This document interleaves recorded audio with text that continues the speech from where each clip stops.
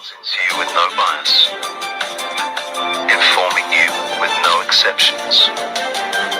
Nothing but the facts. Let's get the truth together. We the people. We the voice. We are the news now. Okay, so let me start my camera. Rich, you can start your camera as well. Hi, everybody. It is it's just coming up to 6:45. It is Monday, the 8th of March, 2020. I'm Roxanne, the Globalist Anaya, and that is 007. I'm talking to you from London. 007 is talking to you from Tenerife. We've got quite a bit to go through today. I've got something I want to show you that I saw today that I think, if you haven't seen it already, I definitely want you to take a look at it. A lot of people have got kind of different opinions about what's going on up there in our skies. And I, for one, want to talk about it a little bit more. So we're going to talk about that a little bit later on. We've got a bit of an international update. We've had the President of the United States of America giving his 2 cents worth on it, which I, for one, thought was quite cool. I've heard from Janine today. She's had quite a funny story in her local supermarket. Shout out to Dolly Daydream. She made me laugh with that one. I've had a few conversations with people today that I'll get into later on. Some warped ideas about what's going on just now, really warped ideas. I think, even the mainstream media, for the first time ever, I think they've genuinely this year been caught with their pants down multiple times. I, for one, have had quite a laugh with you today, Rich. Just talking about the absolute contradiction in terms that's happening within sentences. Live sentences. We're being given information and then they're contradicting it 2 seconds later, 2 days later.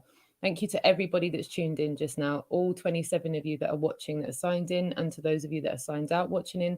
We appreciate each and every one of you taking the time to be here. Amanda Panda, Jessica Lubin, Justice, Chris, Janice, Free Flow, Andrew White, First Munch, Mark Cooper, Brogan Broom. The globe is dead. I love that. Nice. Absolutely nice. Sally Horn as well. Lovely to see you too.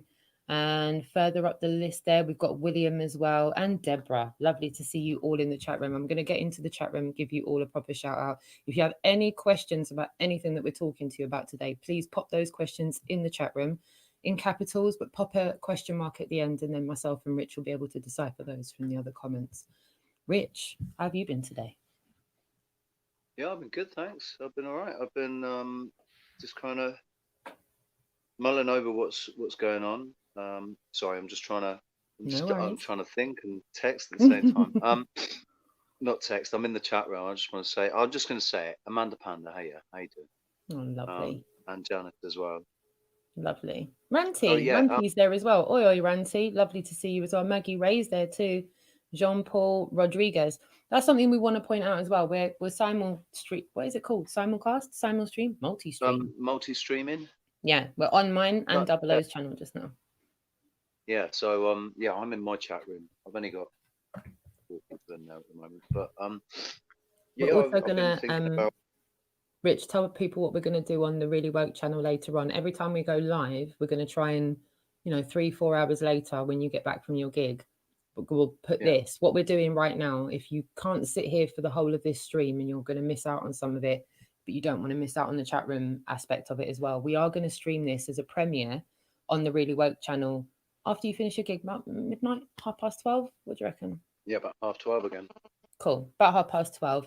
So if you miss any of this, we will be in the chat room over on Really Woke Reports at about 12:30, and we'll do that for any day that we go live. We'll make sure that we do that, and we're also premiering over there the first season of the Really Woke show as well. So there's loads of things to go and see over there. And if you're new to this channel or to Double O's channel and you have no idea what I'm talking about, we're talking about another channel that we've got on YouTube called Really Woke Reports, where we're going to kind of do a community aspect on there. We're going to build the subs up and we're going to start going out into the streets. We're going to be talking to people about what they've been taught, what they believe in, whether they believe they're on a globe or not. If they do, why? If they don't, why? We're going to be talking about current events, everything that's going on in the real world. Hey, Alfie. He wanted to get on camera. Oh, bless. Like, hang on. Have you gone live? What? I'm not even sat there. Alfie, say hi to everyone watching, Alfie. Come on. Give us a wave. Hey, you little cutie. Bless him. Yeah, leave me alone. Oh, I love it. Love it. Shout out to Kieran as well in the chat room. I see Sean Becker in the chat room as well. Thank you so much, guys, for tuning in. Topics, Rich. Where should we start? We saw a lot of confifus balls on the news today, didn't we?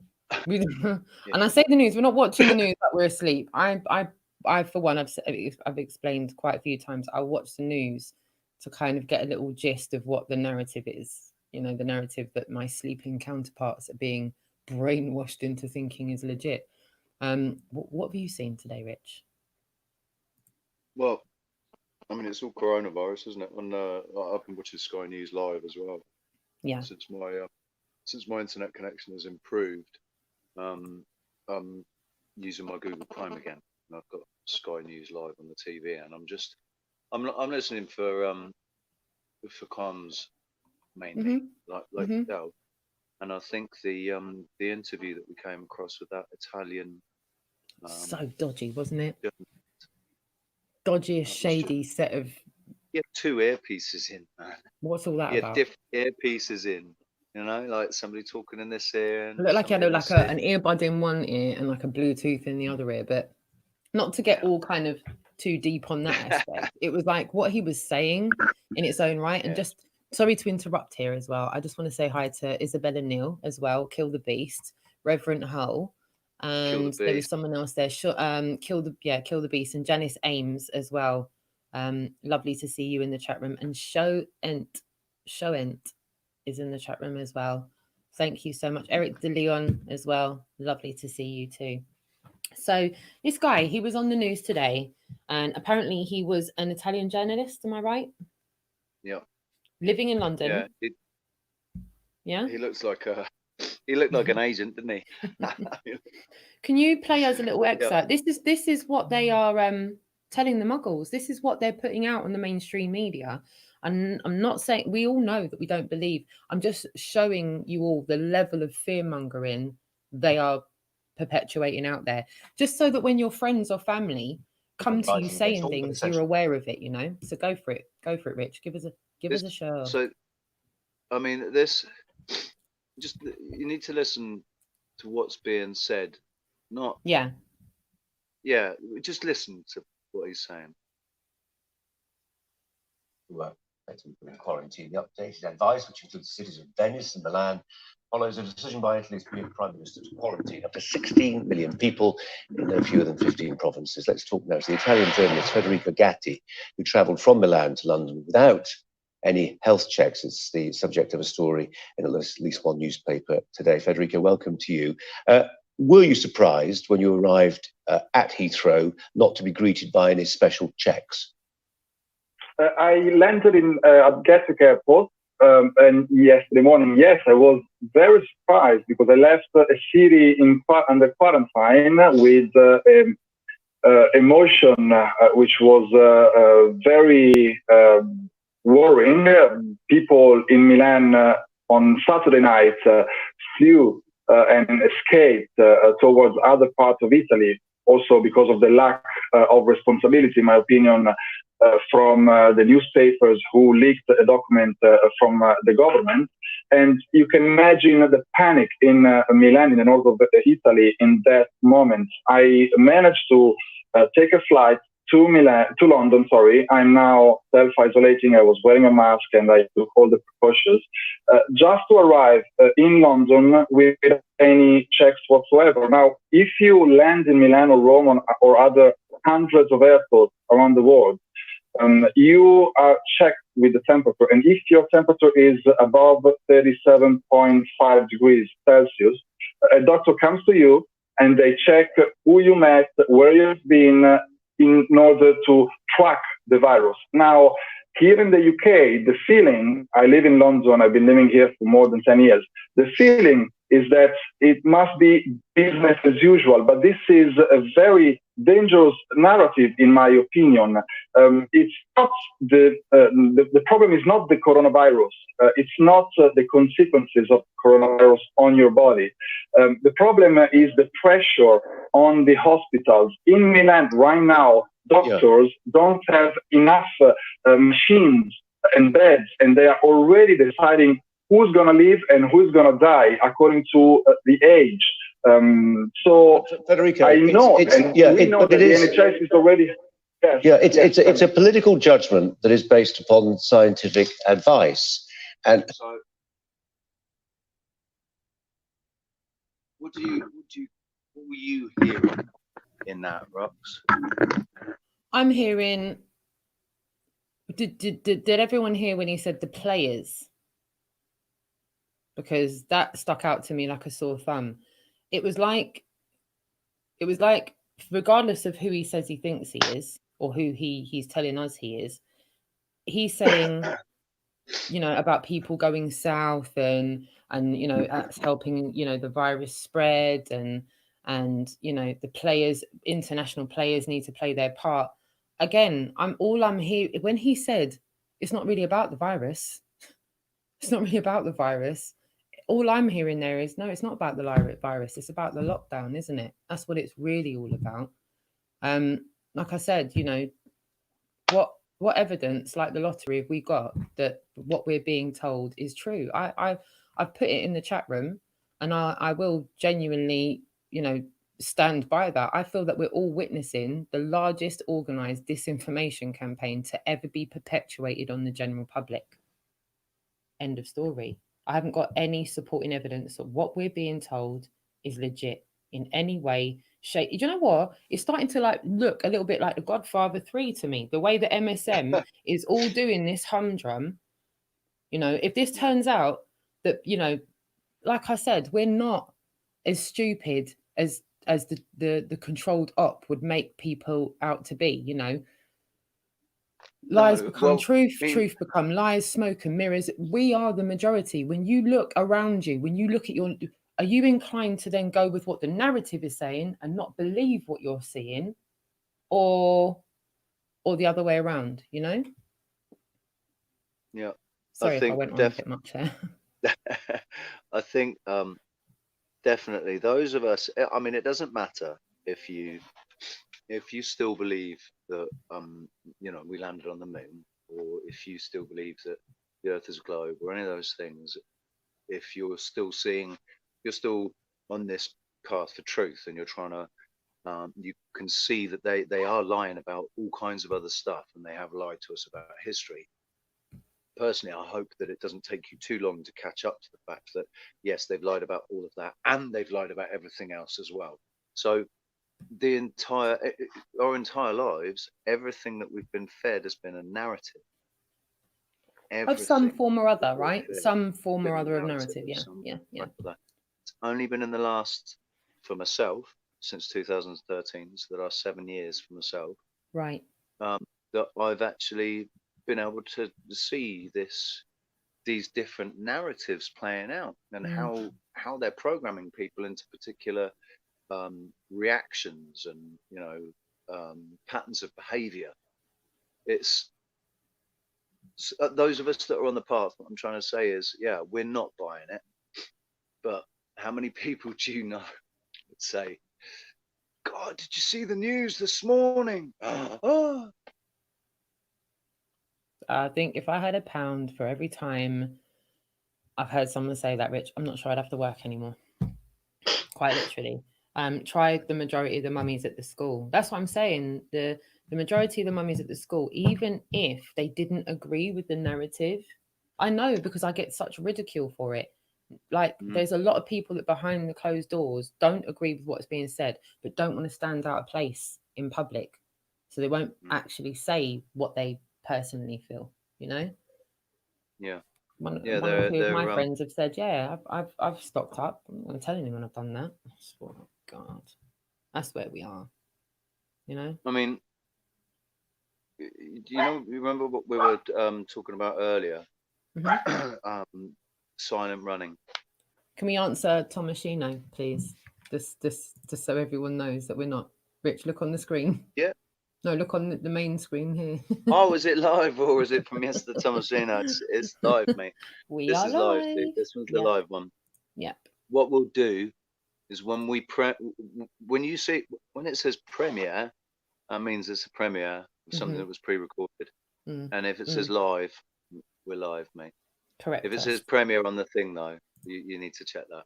Yeah. But what was I saying about silent running? So you said to me about, you were mentioning, was it Trump Yeah, or was it Q post? it was silent running. It was a Q post actually, Rich. It was his most recent post saying the silent running is a tactic used when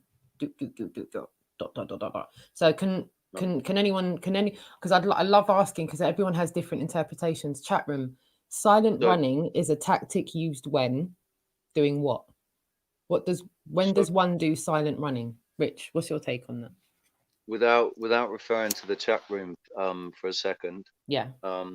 This is what I think silent running. Straight away, as soon as you said it, I was thinking that's the tactic used by submarines when they have enemies close, particularly if there are ships above them and they're doing a sonar sweep or something. If they're hiding, then it's silent running. They switch all the engines off.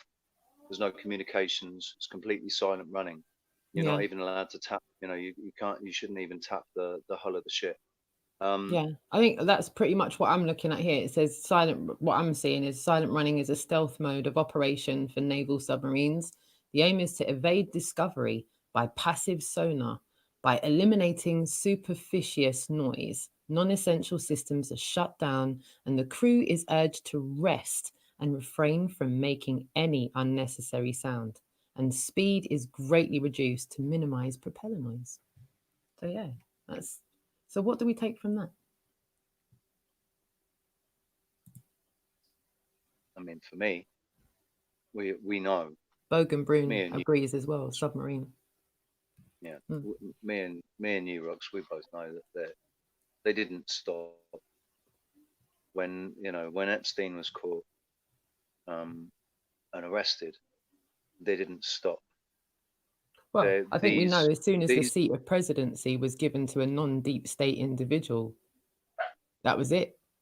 Panic was in from but they didn't stop, did they? They didn't stop because of their arrogance, because of their self-important, narcissistic, completely sociopathic, psychopathic arrogance. They didn't stop. And also it's largely because how do you stop? Once you've set something like that in motion, how do you stop it? Because it's not just your ego. It's all the egos of everybody involved. And they're all on the same power trip you're on. So, how do you stop something? Yeah. That once it got to such, it becomes a beast of its own, doesn't it? It becomes a demon of its own nature. So, yeah. And that's another one as well. Radio silence operating without intercommunication. Yeah. Lovely to see you, D. Murphy. Thank you so much for being here. Thanks for coming. Yeah. Someone called Israel Adams has just said, silent running is Mike and the Mechanics song. Double, is your connection all right? Because you just glitched across my screen there. So I'm not sure I heard everything you just said. You've just literally gone like that and then flicked. I'm not sure I heard the whole of your sentence. I wasn't actually saying anything, so that's all right. Cool. All right. I wasn't actually saying anything. Well, while we've got Dave's comment up, is it all right with you if I kind of just go through everyone that's in the chat room, if that's all right with you? We've got the awesome Nathan Oakley, 1980. He's a content maker. So if you haven't done so already, go and give that channel a sub. We've also got the...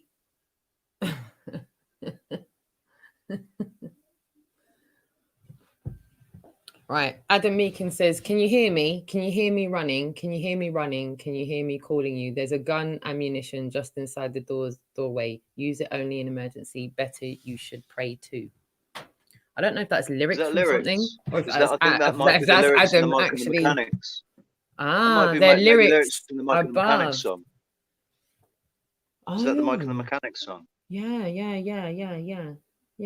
Okay. So I want to give a shout out to Jane of Torquay as well. Adam, nice one for that, because I didn't know what the lyrics for that was. So massive thanks for that. Jane of Torquay and Kieran Franey, lovely to see you as well. And Dave, glad to be here. Not glad to be back in the UK. I can imagine. I bet you're probably sitting there thinking, why did I come back from St. Lucia to this crap? I bet the madness wasn't there at all. I bet you literally stepped off the plane and were like, yeah, I walked into a movie scene. walked into a movie scene. So sorry, I've lost track of the chat room. Astral Thief as well. First Munch, lovely to see you as well. I'm going to try and go to the actual comments as well. Oh, shout out to Voynich. How you doing, man? Voynich as well. Lovely. First Munch Munch, says, good. I saw my first Nice. person wearing a mask. I didn't have the heat to tell her it's no use. It's just paper. It's not germ treated. So some are really going for the whole I'm protected even going out look with the masks. Some people are really buying into it. Look, it's like what Adam was saying, though. The mask's not going to help you. Yeah. The mask is meant to be for people who are already infected with it. So really, what we should be saying is, oh, crap, have you got COVID-19 because you're wearing a mask? Mm-hmm. And also, are you trying to escape some facial recognition or something? What's the problem?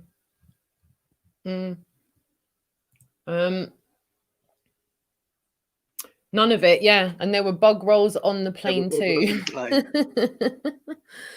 Oh, bless. And can I just say this again?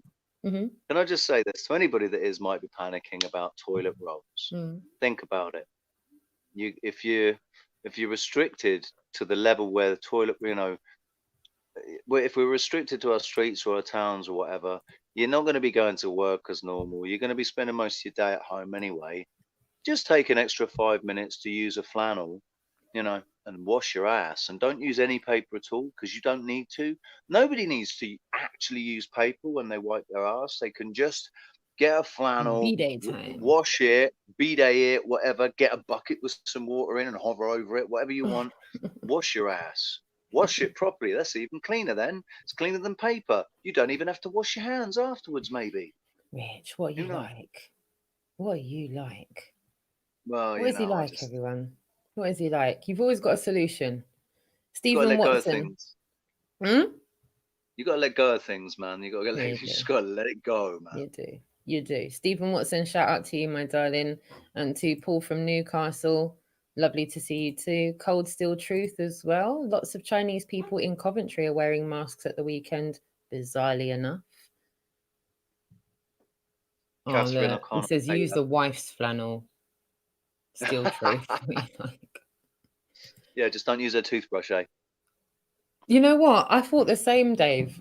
Like, even when I was in the shop taking pictures, it's like, it's the weirdest of things that have been sold out. Like someone apparently ordered 100 packets of toilet roll. Like, how can you be more concerned about like if you are panic buying of any sort, why would you be more concerned about toilet roll than anything else? If people are really concerned about getting cold and flu, lots of blowing your nose. Would you buy how many toilet rolls do you? Oh, listen, when you've run out of your Kleenex, because I use handkerchiefs. You use handkerchiefs? I actually do. You put a snotty hanky back in your pocket? No, I use it and then I fold it open and I use it again, then I put it in the wash, and I only wash them separately. But the reason I do that is because see the material of tissue and like it makes really, really hurts my nose, man. Yeah. And my mum was a big handkerchief user, and yeah. So sorry if I've icked anyone out with that. These were given to me, right? Let's not. Yeah, they like burn my nose. It's almost like these are the balsam. Well-known balsam tissues. They've got. No, but they're still rough. They're like really rough, man. I'm sorry, I don't mean to go deep into like tissues, and I think it's better. It's more ecological, whatever the word is. It's better to just not be using stuff like that to put on your face. Absolutely. Because I just don't put stuff like that on my face. So sorry, I'm just one of those random ones that Roxanne will just come out with there. But who in the chat room, by the way, just by a show of hands, press 1 if you use a handkerchief. I'm probably the only one. Sad. That's really sad. It's made me think. Can I be absolutely balls out on the table honest with you? Go on. I'd like if I'm outside. Yeah. Oh, you're not one of the footballer ones, are you? Don't no, because I'm gonna ick. I'm gonna ick. See, look, Jessie has rags. No, I'm not the only one. Jessie does rags. I'm liking that. Snort what? Oh, crikey. Dave. Oh, Dave says snort urine. Clears it up in no time. Dave. Oh my God, Dave. Oh, Dave. Big hugs, Dave. We'll meet up soon, Dave. We won't be snorting any urine, though. I'm not blocked up yet. Do you know what? I've You know never what I was actually, thinking in about? the years that I've known Dave, in the 2 years I've known Dave, never seen him with a cold, never seen him unwell. I've been unwell probably about half a dozen times in the time I've known you, Yeah. Dave. So Right. maybe there's something to be Do you said know for what I was that. I'm not thinking? going to breach and start doing that, but I think we'll have a conversation about that because something's to be said from that. Dave's never ill. Clock that. This Who's morning, ever known while I was, Dave to be unwell? No one. this morning, while I was having my, my morning empty tank urination after waking up, I was thinking to myself, if there's no water, if you've got really, really serious water supply issues, can you distill the water out of urine? Oh, what? Distill urine and get water out of it? Yeah, if you distill the urine, will that get the water, or will you get some of the? I don't know. Answers on a postcard, please. I mean, if you could distill water out of urine, then maybe I'll consider distilling my urine. Dave says, listen, what do you want? It bloody works. It bloody works. Yeah, it works. But Dave, mate, there's something. I think there's something wrong with my liver. I'll be honest with you. So I'm just not going to be drinking my urine ever. Shout out to Michael. Big hugs to you, my darling. I hope you're feeling better as well. He says, I've got your book, Dave. It's just funny to read that phrase. Bless. Gosh, he says, we need to chat, 00. So, yeah. Dave, we'll have to have you on. It's chitty chat Dave, time. I've been waiting to chat with you for like 2 years, mate. There you go. There you go. You heard it here first. Dave Mordy says they're going south. Dave, have I missed your... Hold on. Let me get back up there. It's definitely a big lie off mainstream liars. It's their last shot at Trump because he's blowing up the deep underground bunkers. They're playing the pandemic card. London 5G is active. Do you know, I've been hearing a lot about this, Dave. Thanks for your comment, Dave, because I've been seeing a lot of chit chatter on Aitken. In fact, just something that me and Double have been, there's a lot of things I'm talking about offline because I don't feel it's conducive talking about it online.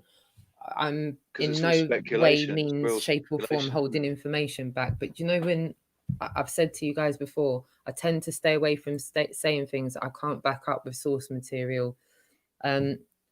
All I'm going to keep saying to you, and Dave, I know that you will understand this, and shout out to Marilyn Wisby wherever you are, because I know you'll understand this, and shout out to Dolly Daydream and to all others. Where we go one, we go all. You get to a point, Rich, where you go, right, how many coincidences have to happen before it becomes mathematically impossible, and they're no longer coincidences anymore. I've spoken to Riley, shout out to Sleeping Warrior. I've spoken to Riley at length about this behind the scenes, and I'm always interested to know what information one could bring and say, right, what would one need to do to bring it into court and say, right, that's a self-evident truth. We can prove that that is the case with this, that, and the other. And there are some things that we can prove, as Dave Mordy will concur with as well. And there's some things that we can't actually prove. But I've got a funny feeling that we can't prove that because of the Secrets Act. I feel like they're having to go round avenues that they're having to go round because of national security or whatever they call it, the Secrets Act. As long as we are being governed, right? Yeah. For as long as we are being governed, there will be things that they will keep from us. Yeah. And it all depends, doesn't it, on if it's a benevolent or a malevolent governance as to the information that's kept from you, because there are things that should be kept from people. Because for them to know it just causes unnecessary anxiety or whatever. It's things that people don't really need to worry about, because there are other people taking care of it. And those things, maybe it'd be all right to keep those things from those people. But the people that are in charge at the moment, they're not benevolent in any way, shape or form. And they're keeping things from us because they're not trying to keep us from being anxious. They're trying to make us as anxious as possible, because that's the best way to control us. If we're all scared about what's going on, and it's like, nobody's got any control of anything. What are we going to do? You know, they're pushing this fear constantly, even in the bloody weather. Yeah. Even in the weather. I've made a video about it earlier today, about how they're just pushing. They've changed the way they report the weather now. Have you Now uploaded they're that giving video yet? amber and yellow warnings. Yeah, it's uploaded. That's all Oh, uploaded. can we watch it? Can we show everyone? Because I think it's a good. Okay. I carry on talking. I'm just going to get it while you talk. Go on, carry on talking. Yeah, So yeah, sorry. you made this video. It's just It an observation. cracked me up with that double. Good laugh. We all need a good laugh. I remember I left England in 2009 because I was sick of the weather. Because it was always cold, it was always wet, it was always rainy, it was always grey, it was always just depressing all the time. The weather all the time. It got worse and worse. In the 90s, it got worse and worse gradually until now, when it's just all the time. It's terrible. So that's why I left England. But when I left England, they were at least still reporting the weather. Like, yeah, it's going to be wet, rainy, and cold, and whatever. Now they're saying amber. It struck me as I thought that we were getting hurricane warnings or tornado warnings in America. You know, we're on an amber alert or a red alert or whatever. Maybe in America where you're getting tornadoes, maybe that would be all right. Maybe that would be understandable. That wouldn't be too much. But you're in England, for God's sake, it's cold and wet and rainy every day. All this fear about the floods and everything. Over the last 100 years, how many floods have there been? How many floods have there been over the last 100 years in and around, in the United Kingdom? Shout out to all of you in the chat room. I'm going to play you this video that 00 made today. It's for, as I've heard Anthony say before. It's like 3.5 minutes long. Gives me a chance to make a coffee. That's it. It's for shits and giggles. So for all of you, the audio is just as giggly as the imagery with it. Yeah, grab yourself something to drink, get comfortable. I'm going to play this just now, and then we'll be straight back. So hold tight. I'm just going to do this just now. Share my screen.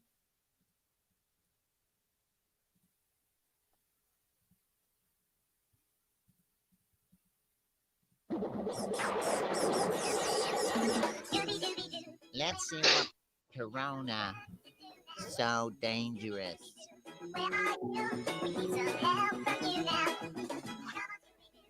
Surprise, surprise.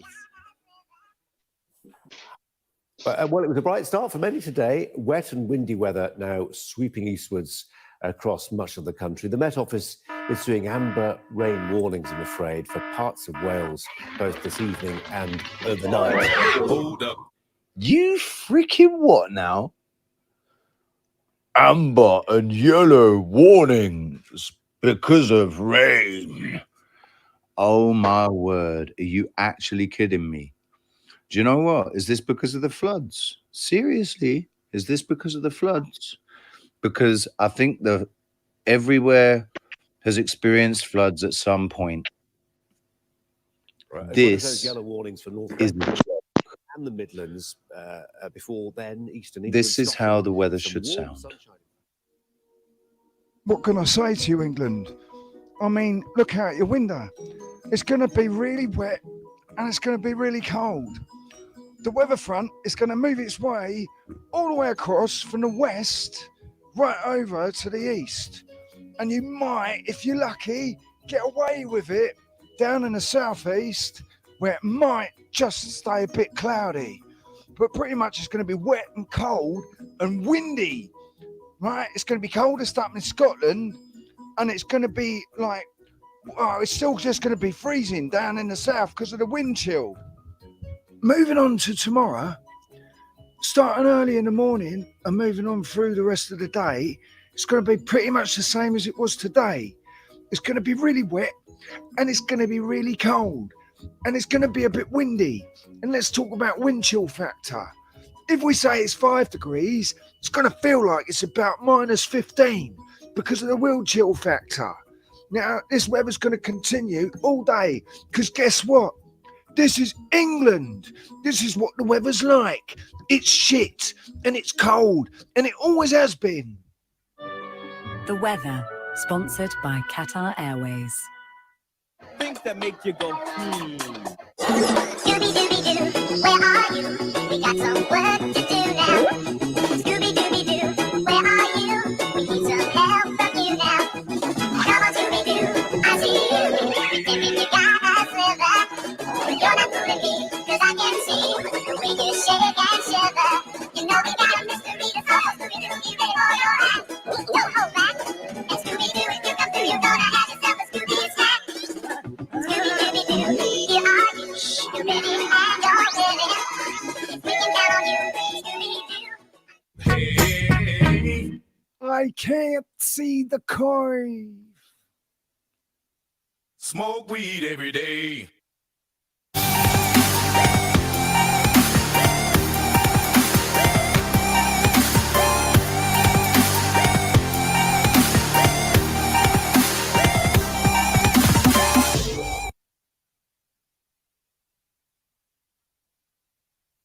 And we're back. Just enough time Look to at make that, a just quick in brew. time. I timed That that was well. perfect. I did it well. Perfect timing. I'm not going to lie. I had to bring my spoon and carry on stirring. I had to kind of keep it moving. But nice one for that, Rich. I had a little giggle listening to that. You know, that's all I hear when I hear the weather. It's just the same old, same old. We've got some more people to shout out in the chat room. Yeah, Ranty, what have I just watched? You just watched something that Rich took the time today to give everybody a couple of giggles. Just the muggles on the weather. But I do, you know, when was the weather sponsored by Qatar Airways? Yeah, When did that start? that's the thing, mate. That's what I was like. But then it's Sky News, isn't it? So It is. Shout out everyone in the chat room. We've got some extra people in the chat room. We've got Stacey B in the chat room as well. Lovely to see you. Ian Adams, you've just joined as well. Lovely to see you too. We've got Nora in the chat room too. Catherine O'Donnell in the chat room. And who else has just joined? Fractal Escape. Say that again. Mark Cooper. Fractal Escape. Avalanche is in the chat room as well. Everybody's giving us on point. Sorry, I've just got a child in the background. Just give me 2 minutes with that, and then you can take it. I'm asking for technological gizmos, my son. He needs to carry on with the work that I set him out to do. So once he brings that to me and delivers that to me, then he can have the technological gizmo. I will not say what technological gizmo. Oh, youngsters, that reminds me. Before we get into like really like crappy stuff that's going on, I've got a bit of light news for everybody. So I have a friend that has a friend that works in a youth club in London. And the youth club has children around my daughter's age, around 16, 17 years old. Now, my friend is not too open to the fact that we're not on a spinning ball. She's slightly skeptical. But no, she's not on board with what I'm talking about. However, she was talking to her friend about me and what I do, and her friend is really open to it anyway. She's on her pursuit of truth and is very open with the youngsters that she works with. And she asked if I would come in to speak to the youngsters about what I do at Speaker's Corner, bring my banner, bring my leaflets, try and get them to interact. So as I liaise with this, I'm possibly going to reach out to a few people that I collaborate with in the background in the UK. The likes of, you know, Anthony, the likes of Dr. John. I'm going to try and pull the best of the best together, and I'm going to try and develop a team to go into this. This will be the first time those people are hearing about it, because I literally got the call today. So, and I was literally just telling Rich before we went live as well. So, to Adam and to the gang, I will be in contact with you very soon, as we have an open, receptive audience of 16, 17-year-olds in a youth club. And I really think it would be an awesome pilot scheme for something that we could then build on and move through the youth clubs. We might not be in the schools yet, but if we can get into the youth clubs and start talking to them directly there, I think that would be an excellent idea. And we'll be talking to them specifically about the globe being a lie and NASA lying, and getting them to, you know, critically question what they've been taught. So that's great news. That'll be in a youth club, and I think they're going to be open to us filming, us having the interactions with the kids and the group talk. So awesome stuff to watch out for. That should be around Easter time, maybe slightly after. I'm not too sure on the timings. Dates to be confirmed. So that's my little bit of good news, and that's literally breaking. That's just happened in the last fantastic news. 3 hours. In the last 3 hours. So yeah, man, big time. So shout out my pal. You know who you are. Shout out to you for even going with this, because I know you're not on board with it and your pal is. So big hugs to you. To the chat room, You've been putting some excellent bits and Roxanne, me, ooh, ooh, ooh, ooh. Look, I meant you as well, Dave. I meant the best of the best, and you are one of the best of the best this country's got to offer. And I'm going to reach out to you all, even if there's 15 or 20 of us going there. I don't care how big the team is, because we've got a good couple of hours with these kids. The youth club goes from, I think it's about 4:30 to 6:30. No, shame you can't fly them all over here on a day trip, isn't it? It's a shame you can't fly them over here on a day trip. We'll take a day trip today to Tenerife to go and take a look at one of the observations. Let's go and have a look at a massive. Can you imagine? Do you know away. what? Maybe that could be something we could work on moving forward, Rich. You never know. Like I said, I think this is a really good start. Big GoFundMe there. No, I think this is a really good start, and it is it's with an audience that is my daughter's age as well, and I know that they are really up for questioning things. And it's in a non-academic environment. It's an environment that all the children are voluntarily at. It's a youth club. They want to go there.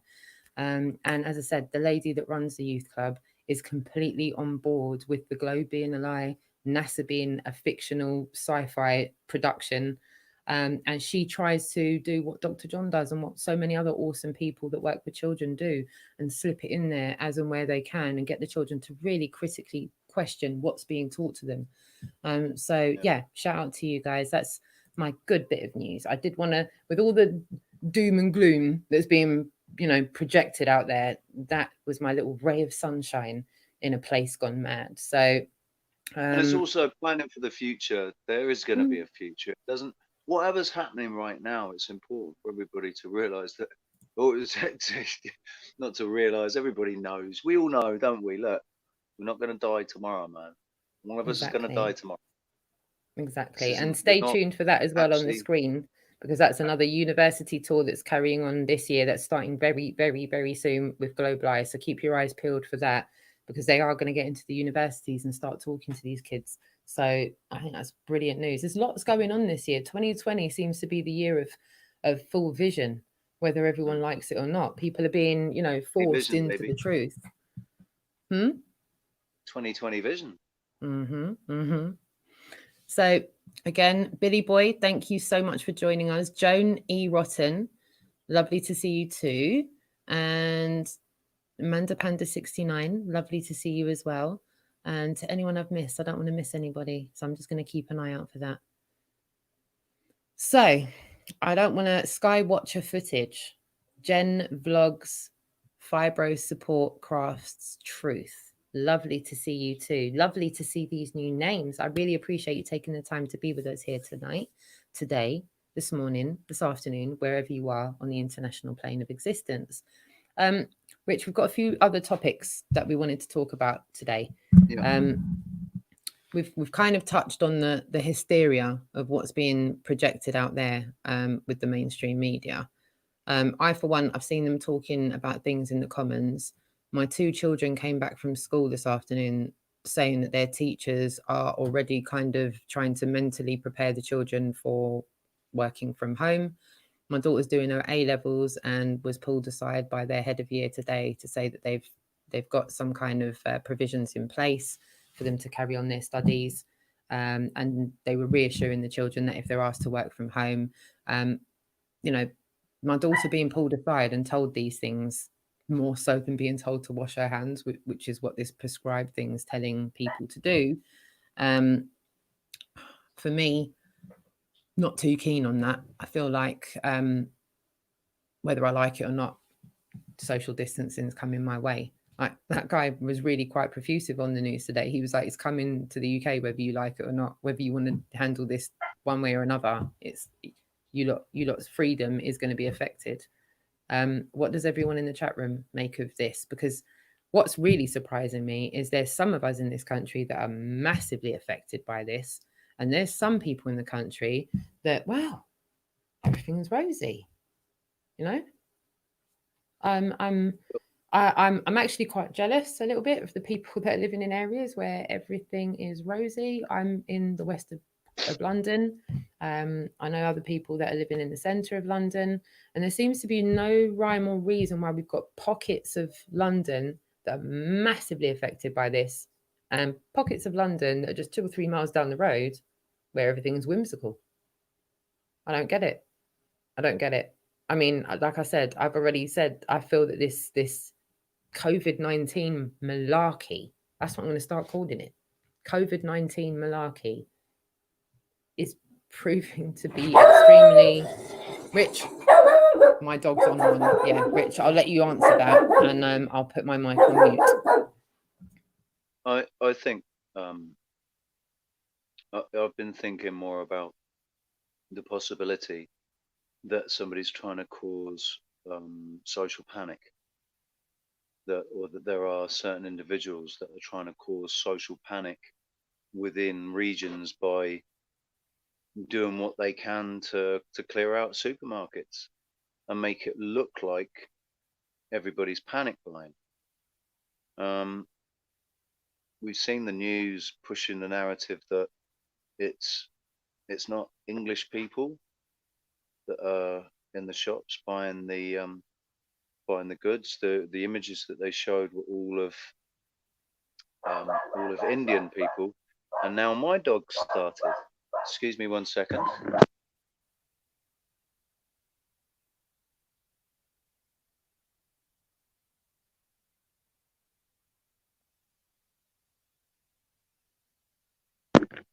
Sorry about that. Love it when the dogs go nuts. Mine's calmed down now. But when the dogs go, they just go. I mean, they do say don't work with women, not women.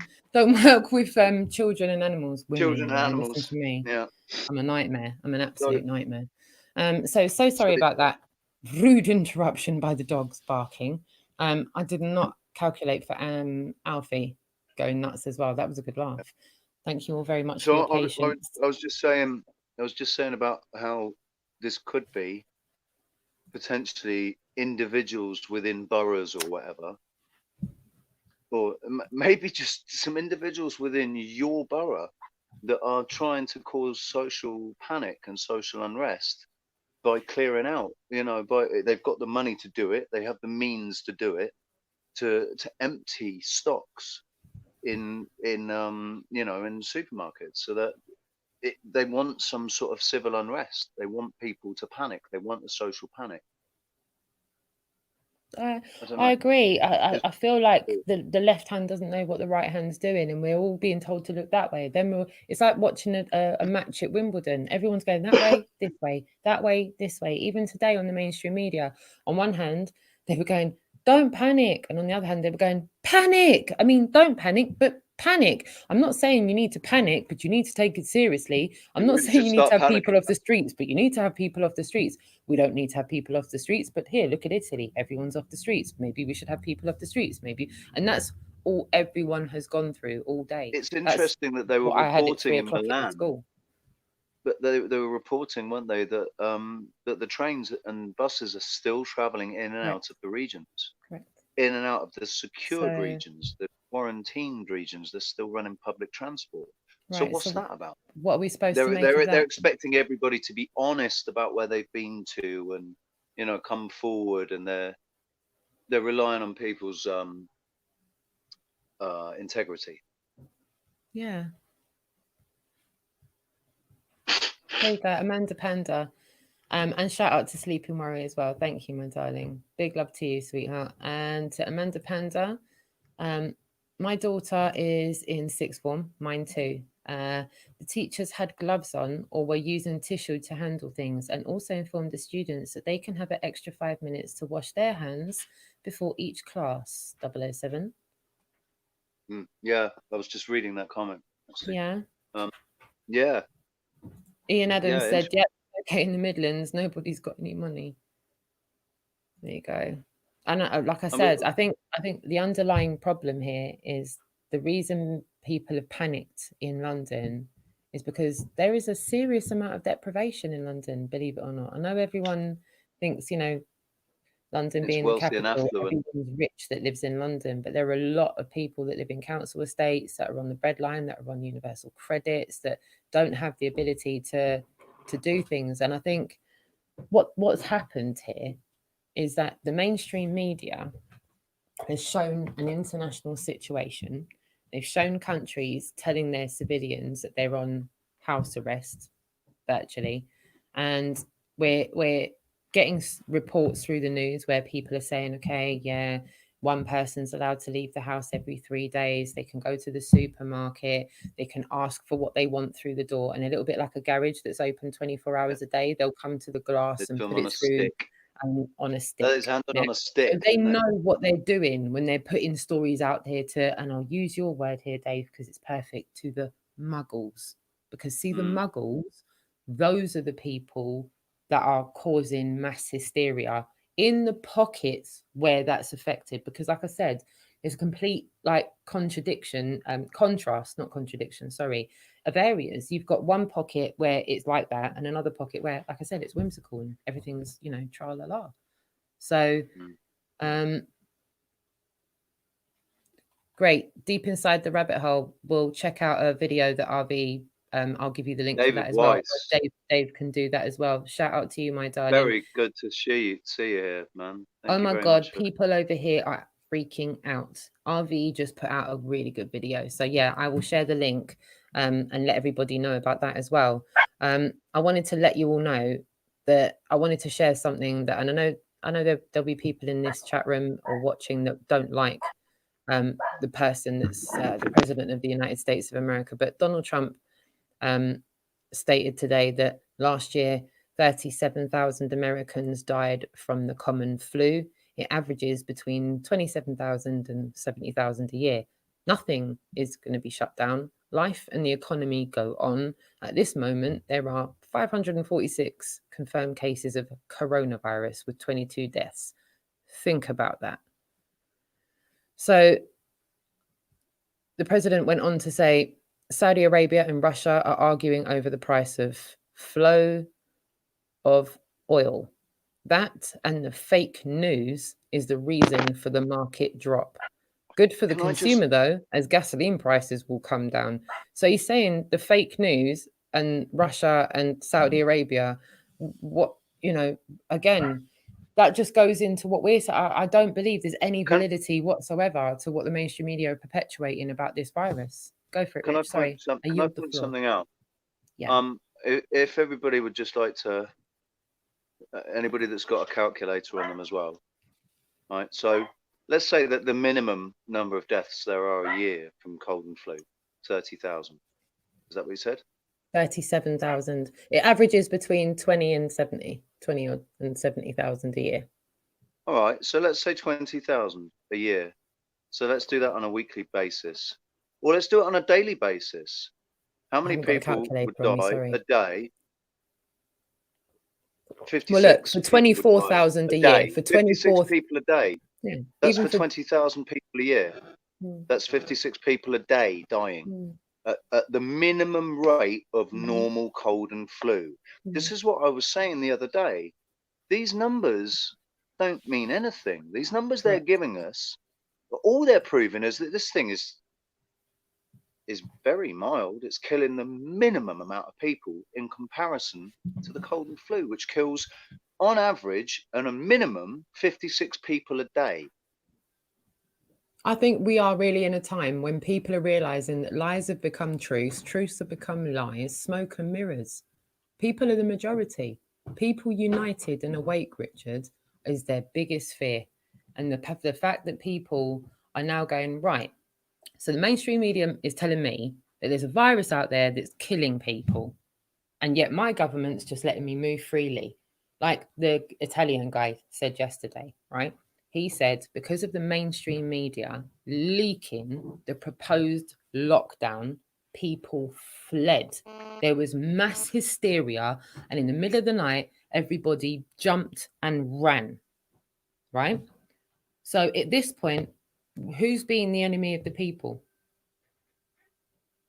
Because like I said, it's left a lot of people divided, confused, at loggerheads, looking for answers every which way. Like, who here trusts in themselves? Because I do. And I believe a lot of you do as well. I believe a lot of you are going with your instincts on this one, like I am, and going with really everything that I know to be true just now, everything that I've absorbed over the last couple of years, everything that I've known to be a lie since waking up. Where does everyone else sit on this? Right. Sorry, I didn't realise the camera was on you. Sorry, mate. We know from Q, He said that their comms are down, and so they're using the news. No, using yeah, the no mainstream more secure drop, Rich. There's no communicate more secure drop, man. communicate across countries, communicate across nations, for the more international, and maybe within nations as well. But they're using the news. Yeah. So let's go with that narrative.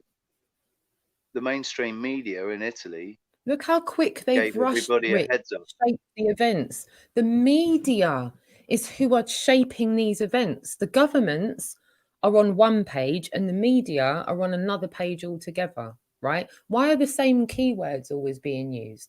You know, if you see and hear the same thing over and over again, over and over again. Rox, I'll tell you what. I bet you any money at all. I bet you any money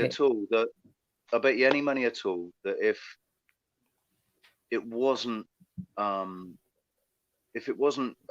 Boris Johnson and Donald Trump in power now, the media and the government, everything would all be nicely in line, and nobody would be confused because they'd all be under the same.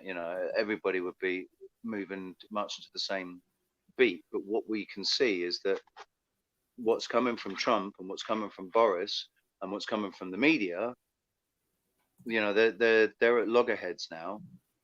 They don't want people like you. They don't want people like people that are watching us. They don't want people like me challenging the authority of mainstream media, specifically mainstream media. They don't want the average Joe Blog citizen to challenge their narrative. And let's look at their narrative for a minute. Let's absolutely look at the supporting evidence for their narrative, a bit like the globe being a lie. Logical thinking always wins in the end. Always. I am at the moment. At the moment, I have a massive, massive problem with authority. But that's not because I have a problem with authority. I have a problem with the wrong authority, with the authority that thinks it has authority over me, when in actual fact, it's morally bankrupt itself. It's the lowest of the low, people that are despicable, lording it over really good people. People that there are some really amazing, wonderful people that exist, and they're kept under a yoke by these despicable, kiddie fiddling, nasty people. That's the authority that I have a problem with. If somebody has genuine authority and they are a truly righteous, genuinely righteous person, I'm not going to have a problem Feedback with that. on the mic from your phone, I think. Sorry, go on. My phone's not needed now. No, really? There was a bit of noise on there. Sorry, no idea what that was. Yeah, so they all seem to be marching to the same beat. They all seem to be marching to the same beat, and I don't think that's a coincidence. My logical thinking is telling me, yeah, there's a command structure at play here. The top, followed by US media, international media, and then down those who scream the loudest. You'll hear Dolly's talking about this a lot. Those that scream the loudest, and you've got, well, the humdrum that's going on just now, perpetuating this narrative that there's people on mainstream media screaming at governments to take this seriously, calling them players and to take this seriously like a threat, like we are at war or something. It's like, it's weird. It's almost like a silent war is being fought and it's spilling out onto the streets. And as a result of it, they're covering their asses. Just look at the amount of military. You've seen military movement off of your island today, Rich. The movement that I saw today wasn't military. It was the Coast Guard, and the rescue. Bright orange boat and the white helicopter. I actually caught it. I managed to get up there because it was circling round, and then I was sat there and I thought, hang on a second, why aren't I filming it? So something going on with your mic. Yeah. This. Okay, let me zoom in. Go on.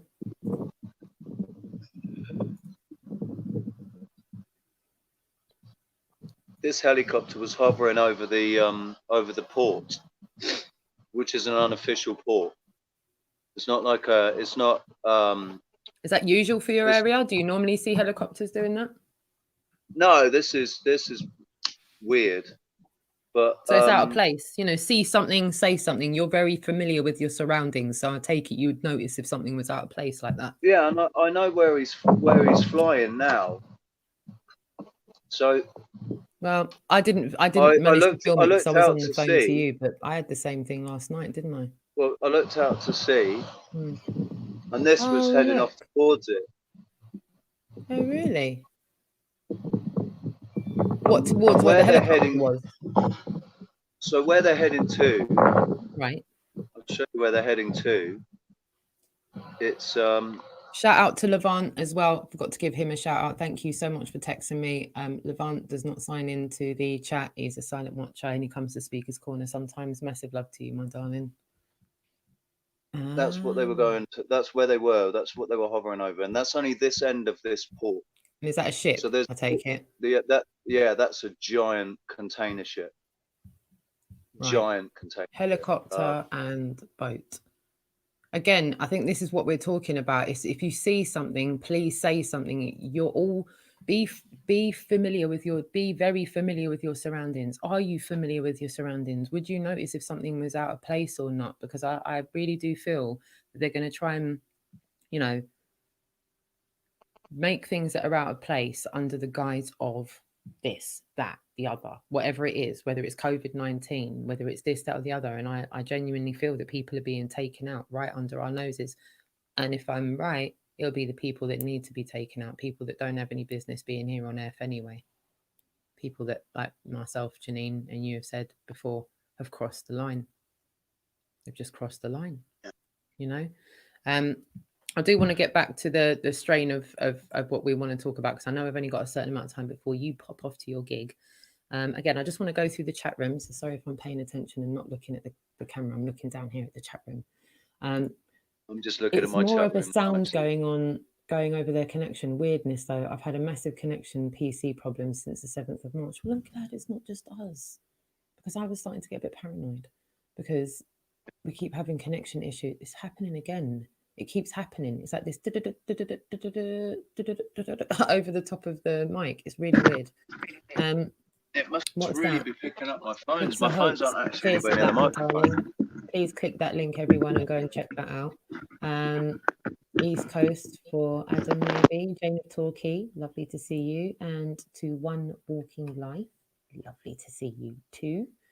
Nice to see some lols in the chat room. Adam Forrest, lovely to see you too. Joan E. Rotten, good laugh for everybody in the chat room. Love that. Man Bear Pig, lovely to see you too. Kieran, lovely to see you still communicating. And First Munch as well. I'm loving seeing all these interactions in the chat room. It's really good seeing everyone communicating like this as well. Lovely. Dave Mordy and Stacey B. And further up the list, we've got John Watson as well. Janice Ames. And Martin Ellen, forgive me if I've said the name over again, and Dave Murphy 25, and I'll get back into the chat room again in a second. Catherine O'Donnell, Amanda Panda 69, that flat fellow, hey.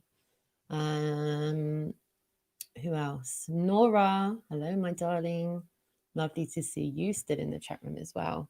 Great, lovely to see some ladies in the chat room, brilliant.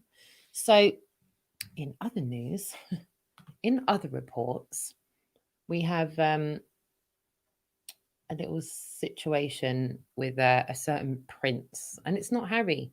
Harry's doing Bon Voyage. We've got your back, Harry. Don't worry. I know you got ours. We've got your back. Don't worry. Big up, Harry. His uncle, financial independence. I've just got to say that did crack me up when I was listening to that, and he's going for his financial independence. Does anybody know actually how much Prince Harry's worth? Apparently they're the hottest couple on earth right about now, so I don't think they'll have a problem. He's never ever gonna have to work another day in his life. Let's be honest. Harry, Meghan, YouTube channel, done. It's a wrap. I can just see it now. Hi, welcome back to our YouTube channel. I'm Harry. I'm Meghan. You know what? I can see it now. I'd subscribe. I would absolutely so subscribe. Harry, Meghan, if you're listening, go and start a YouTube channel. Yeah, we'll sub you. do it. We'll sub you, whatever you want. Their uncle, his uncle. That's really who I wanted to talk about. Anyone heard about Prince Andrew recently? No? Yeah? Anyone care? I do, because he's the tip of a disgusting iceberg that's about to rip open like a bad smell in the fridge that's been left to create nasty mold for a few months. He's been molding away in the background. And please go and dig. If I'm wrong, I will eat my hat. Word on the street is Andrew has done a 180 and is completely flat out declining to work and cooperate with US authorities over the investigation into the sex trafficking. I can corroborate getting that news on broadcast on the ticker on the bottom of Sky News, and it says Prince Andrew has refused to. Oh, so we are going to come out of it, right? I saw that. Rich, I've seen it on the ticker tape on. Down here. Yeah, we spoke about this earlier on, and I said to Rich, I wonder if they're gonna, while everything else is going on, just slip that out into the crack while this massive disinformation campaign's going on. We're just gonna quickly slip out that Prince Andrew has just said, yeah, I'm not going to cooperate with you. You will literally have to arrest me. No, I'm not going to move. I'm not going anywhere. My mummy says I don't have to, so I'm going to stay here. Yeah. So, and this is today. This seems to me to be completely a 180 from what he went. Listen, I will cooperate with him. I will do anything. Yeah, I'm going to do that. And now it's you and the horse you rode in on. Arrest me. Because he's such an honourable man. I think that's all. I think it's all part of the show, Rich. Right, you know, I think that's been done on purpose. Why does he want to be arrested? Why does he want to be like? He's not going to voluntarily help. He's implied you will have to arrest me. Do you know what I think they've done? I think he's thrown down the gauntlet. I think he's thrown down the gauntlet to Trump and the American legal system, saying basically, come on then, come and have a go if you think you're hard enough. Come and arrest me. He said in one fell swoop, I'm going to step down from all royal duties and I'm going to cooperate. I'm stepping down because of this and I'm going to cooperate. And now it's no. Do you know what I think's happened? I think that he thought that cooperation meant one thing. But what he's found out, he thought that cooperation meant. I think he thought cooperation meant he could sit there. He could sit there in Buckingham Palace, in a nice velvet chair, and just have an interview with somebody from the FBI or whatever. Have a little interview and a cup of tea, and they'll only stay for an hour, and then they'll go home, toddle off back, and he won't hear anything more about it. And he thought that's what cooperating meant. And I think what he's found out is that no, Andrew, you're going to have to come over here, son. We want to see you in Guantanamo Bay, sonny. You're going to have to stay for a few nights. You're not going to, no, this is not going to be 1 hour and you're gone. You're not drinking tea, boy. You're coming to Guantanamo. You're going to stay here for maybe a couple of weeks. We want to talk to you, son. Dear. I think that's what's happened. He shut the door on the probe. He's just shut the door on them. He's gone, not today, thank you. And shut the door. Like you know when Mummy says I don't have to. I'm not talking. Mummy says I don't have to. We own you anyway, don't we? No, go away. I've stepped down from my royal duties. What more do you want? That's what he's done. Come on. I've stepped down for Christ's sake. What more do you want from me? I mean, I'm still getting paid, but Is he though? I've stepped down. Is he? Is he? This is very clearly, I think, to me, this is very clearly one side chucking down the gauntlet. That he's saying, there you go, then there's the line. There's the line. I've drawn the line in the sand. I'm not going to come and cooperate with you. Your move. Well, again, should we take this as a coincidence? Just a crazy coincidence that he's just at this moment in time gone, yeah, coronavirus and all that. I'm going to stay at home. Shut the door. You're all right.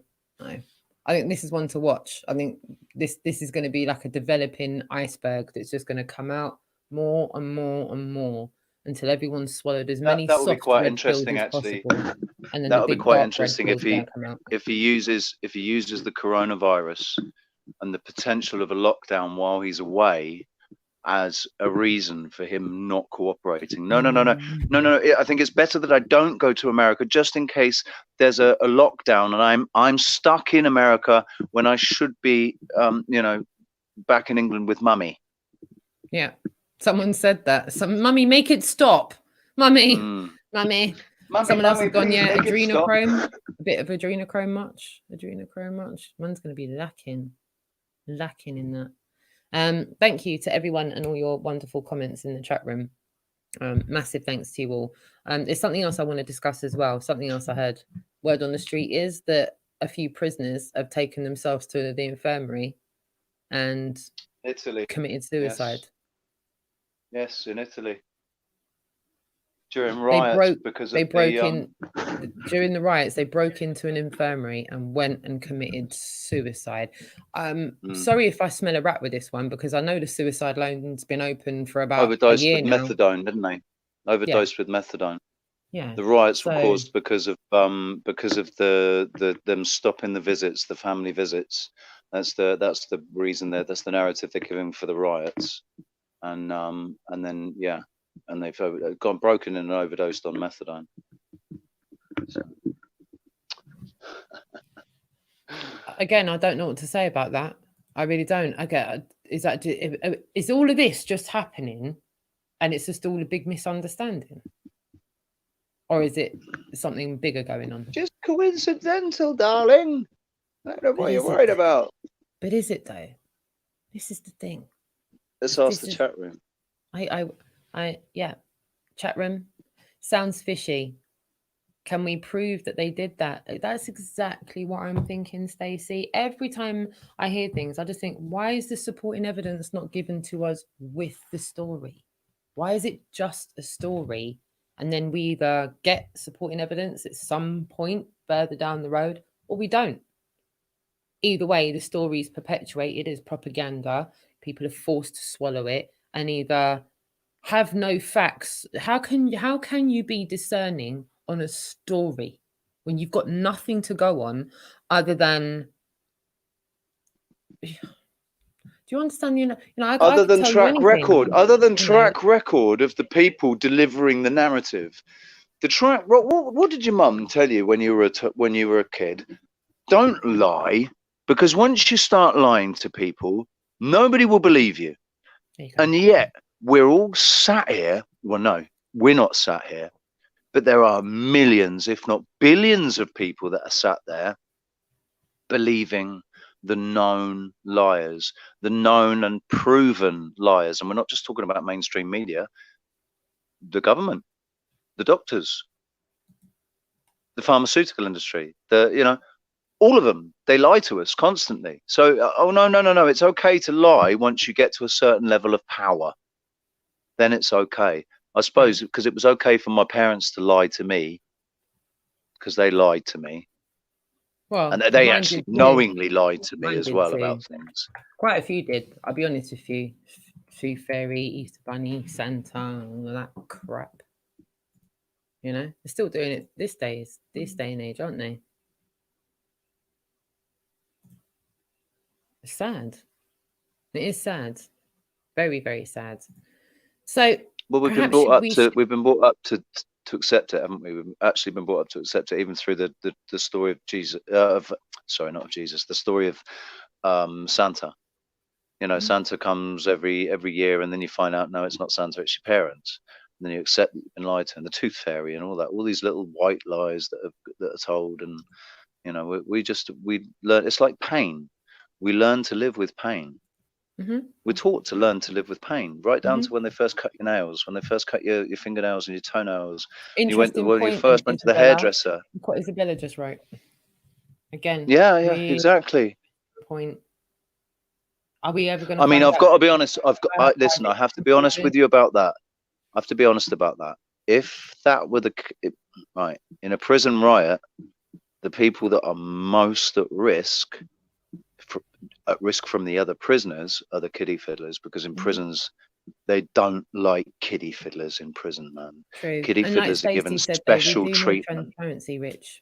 moving forward, for truth to exist, we definitely need transparency. Big balls time. out on the table transparency. Sorry, I'm just double checking the chat room there. Sean Becker, One Walk in Life, Billy Boy, William, First Munch, Reverend Marcus Hall as well. Lovely to see you in the chat room. John Watson, Brogan Broom, G Smith. So many excellent interactions. Me and Rich are going to jump into the chat room with you all just now. I've got something I want to play you from Hibbler Productions. If you haven't seen it, please get stuck straight into this. If you have seen it, please watch it again with us. Rich, how long have I got you for? How long? When do you need to go? We've got another 32 minutes. Okay, so I will play some of this, not all of it. It's only about 20 minutes long, so I'll play some of it, and then I'll make sure the link's in this afterwards. Can some of my mods in the chat room, if there's any in there, could you put the link for this? It's on Hibbler Productions channel. If not, I'll pop it in the chat room myself, and I'll make sure it's in the description. It came out about 4 days ago, and it's something I like speaking about at Speaker's Corner, and it's one of the topics I will carry on speaking about at Speaker's Corner because I think it's a valid topic that needs to not be swept under the carpet as well. So kick back, relax, and check this out.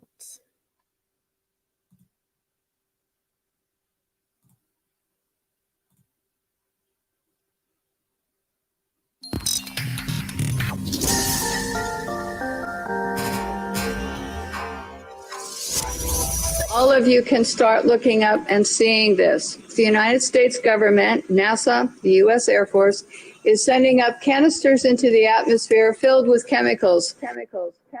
Another example is the array of technologies, often referred to collectively. Sorry, my guys. Just realized I just need to remove that banner, or that's going to go all the way through. So let me just remove that. There we go. And now back to the video. As spraying up there in the air, it's aluminum, lithium. Crikey, you can tell I'm not a professional.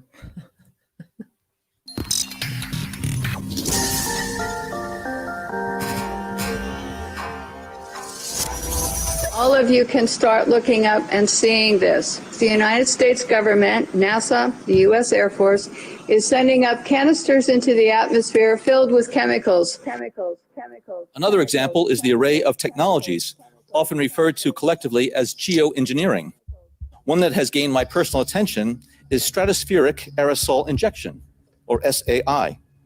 A method of seeding the stratosphere with particles that a fully deployed SAI program would cost about $10 billion yearly. As promising as it may be, moving forward on SAI would also raise a number of challenges for our government and for the international community and other geoengineering initiatives. We shall propose further cooperative effort between all the nations in weather prediction and eventually in weather control. What we're seeing now, and I first could not believe it, and I started looking at the skies, and these are not normal. They're not natural. There's something going on. I don't know who it is or why they're doing it. All I can testify is it's not natural and it's not normal. It's got to be some outside influence doing that. I'm here to give you testimony that chemtrails, they're not contrails, are indeed real. They're spraying almost every day. I watch the clouds and watch the spraying program going on. I want to tell you that we're in very great danger from the pollution that's coming down over us. And we've been led astray by the military-industrial complex, and they're responsible for the cloud's creation and weather manipulation programs. They're dark operations. When you look up at the sun and you see a white haze, that is aluminum floating in the air right now, and it's coming from the aircraft. You want some figures? Okay, latest water test, tested the rain. 13,100 micrograms per liter of aluminum in the rain in 2013. Normally, it should be zero. If people are finding contamination, wouldn't they come here to address it? Here, yeah. But nothing's being done? What? I don't know. We're investigating this, and there's a huge concern that people are getting sick. Well, I mean, we've interviewed several people. We've been here for a week. Yeah. So you're saying there is no concern? I mean, there is a concern. Many people in the county have told us that they've addressed specifically with you, this very issue. And they're saying nothing's They're being saying done. that barium and aluminum is being dumped out of airplanes because they can see it in the contrails going over. Okay. Here's my question. If there's aluminum contamination, which is very toxic, is that something that you're supposed to deal with?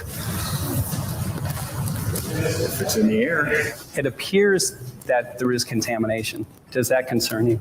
I mean, personally, it doesn't appear to me that there's contamination. Does it concern you if there is? You're flat out denying. It doesn't appear to me that there's contamination. Okay. If somebody could prove that there was, would you be willing to look into this? No.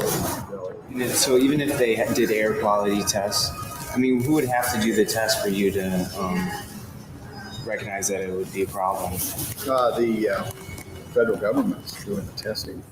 They have. That wasn't his question. Well, they would have to do the test. The reason, no way that we could do the test. The reason we asked for you is because many people told us that this information has been presented to you. Many people also believe that you're involved with the cover-up, and that concerns a lot of people. I'm here with Kristen Megan, who's actually a U.S. military whistleblower. She has an amazing, fascinating story that we will share with you here today. Now, Kristen, can you tell us what branch of the military you were in and what you uncovered? Sure. I was in the Air Force on active duty for 9 years, and I worked in bioenvironmental engineering. One part of that process was to approve chemicals, hazardous materials. You know, what are you using? Why do you need it? Where's it being used? And tracking that disposal. After it being brought to my attention about chemtrails or geoengineering, I used to think it was crazy. It actually was disrespectful to my line of work, because here we are trying to prevent environmental aspects and impacts and not have anybody get sick from our operations. But in an attempt to debunk, it changed my life. I started noticing things. I started noticing large quantities on the system where I would approve chemicals that did not have a manufacturer name, wasn't tied to a building. When I started asking questions, I slowly became demonized. A couple years passed after that when I asked again and people realized I was kind of being more vocal about it on social media. I was starting to be thrown into a mental institution and have my daughter taken away. Wow. That changed my life. I no longer view the military the same way, and I feel like after 9 years of trying to uphold an oath, I'm able to do that now. I feel they're getting ready to admit it, and they're trying to sell it to us. You know, it's kind of like they sell vaccines to us, they sell fluoride to us. You know, fluoride is a mining waste product. Well, how can we make that good? You know, put it in your water. So I think that they're trying to now kind of admit it and act like they're going to start doing it, and they've already been doing it. Okay, she's got the snow lit. Let's see what it does.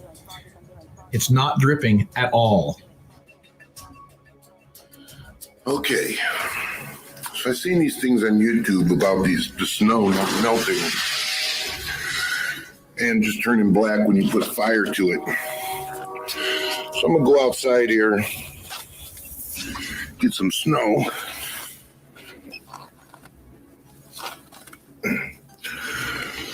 Get some snow.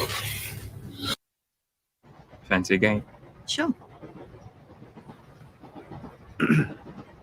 Sorry, mate. Here you go. And what game would Madam care to play? Roulette? Blackjack? Skip the ad! Perhaps? Slots? Skip the ad!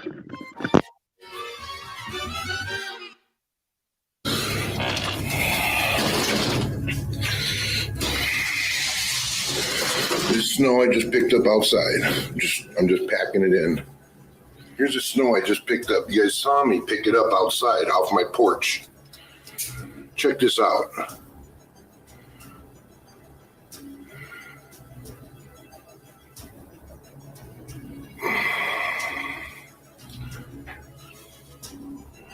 Dude, that is weird. It doesn't melt. There's no drops of water. That is weird. That is weird, man.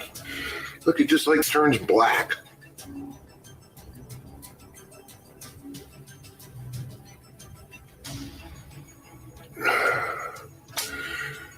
You guys haven't seen one drip. In the snow on Mount Shasta, pristine Mount Shasta, 61,000 micrograms per liter, 4 times the amount that is found in the soil up there. Where in the hell is this stuff coming from? But NASA is a corporation. I want you to know that. NASA has also conducted a research program in what they call metallized fuels. We're actually putting aluminum oxide right in the fuel because it has 2 atoms of aluminum and 3 atoms of oxygen. So during the combustion process, it releases all that oxygen and dramatically increases efficiency, but it leaves the aluminum in the air. Alex Dimitrick explains what we could see. Hi, my name is Rich Moore. I'm a scientist at NASA's Langley Research Center in Hampton, Virginia, in the United States. What is your specific job here on this mission? So I'm an airborne atmospheric scientist, and I'm interested in understanding how aerosols or particles that are emitted by jet engines in the atmosphere go on to evolve in the atmosphere. The people who sit here, the left seat is the mission director, and the right seat is his assistant. And what they're doing is they're monitoring the power that's drawn by all of the different racks. And so they have full control over all of the different experiments, which is really important for a NASA flying laboratory. Yeah, we're trying to keep this thing as full as possible. Yeah. And there's a lot of trade-offs. We want to minimize, I talked about the sticky gases. We worry about particles being lost to the walls of the tube as well. We try to keep the tubing lengths as short as possible for the samples we're making. And so we have a number of different probes, each targeting a different size range. So some probes may target, say, 1 micron to 50 microns, and other ones may target larger particles. So a micron is 10 to the negative 6. So we're talking about 1,000 times bigger than those soot particles that I described. And so it's a big plane.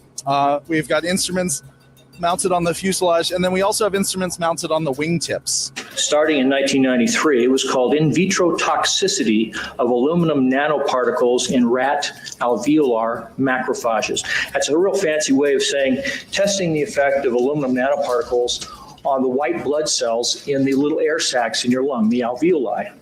And what they found in this 8-year study was that these particles, when you're exposed to long enough, it suppresses the ability of your white blood cells to defend you from airborne infections coming into your lungs. So it suppresses your immune system. But they also found that these same particles, once they get into your system, they can actually go through the barrier in each one of the cells. They get inside the cells, and these particles can actually suppress the ability of mitochondria, which are in the cells that help to gobble up toxins and things that would be harmful to the nucleus and the reproduction process of the cells in your body. These processes are suppressed. And so essentially by breathing this material in, your immune system is dramatically suppressed. They said, we're going to control the weather by the year 2025. I asked them, what are they doing spraying these chemicals on the public? I said, there's violation of United States Code 50 USC 1520, which prohibits the American government from experimenting on U.S. citizens with chemical agents. I said that law also requires who's ever experimenting, when the federal government does it, that they have to report to Congress within 30 days. They wrote back, they said they don't know what I'm talking about. We have enough evidence that there's a spraying going all over the place. We were warned about the takeover of our freedoms by the military-industrial complex by both Eisenhower and Kennedy. They're gaining traction on us, folks. We are in trouble more than just a spraying program. All I can say is it's about time we get up in arms about this, because it is affecting our health. It's high time that we as citizens of this great country take action. The most amazing thing is that cloud up there, which was generated by the engine, and in about an hour's time, someone in Mississippi is going to get wet washing. It will actually rain. 13,100 micrograms per liter of aluminum in the rain in 2013. Normally, it should be 0. It's raining! That's unbelievable! Oh. NASA's playing God. It's making its own weather.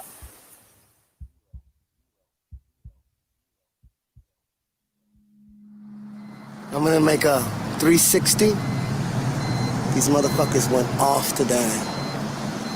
These motherfuckers went off today with all that shit. Look at this. Look at this. Look at this. Sorry to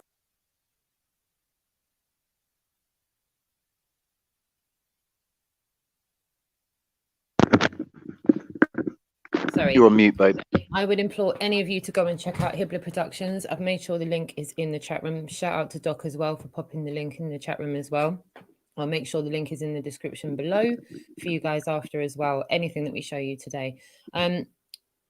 Rich, those riots as well, I want to just quickly chime back on it, and I will get to the chat room in a second. Apparently, these riots are reported across Italy. We were talking about riots, weren't we? We Yeah. were referencing the QMAP. As far as what was it, National Guard? We looked at National Guard on the QMAP, and one of the things was talking about riots. I feel like that's going to be the whole Soros aspect of this, the riot part. Five people have been pronounced dead in the UK as well. No, apparently they've announced that 5 people have died in the UK. So I'm just letting you know what the narrative's saying. Not really sure what to make of all of that.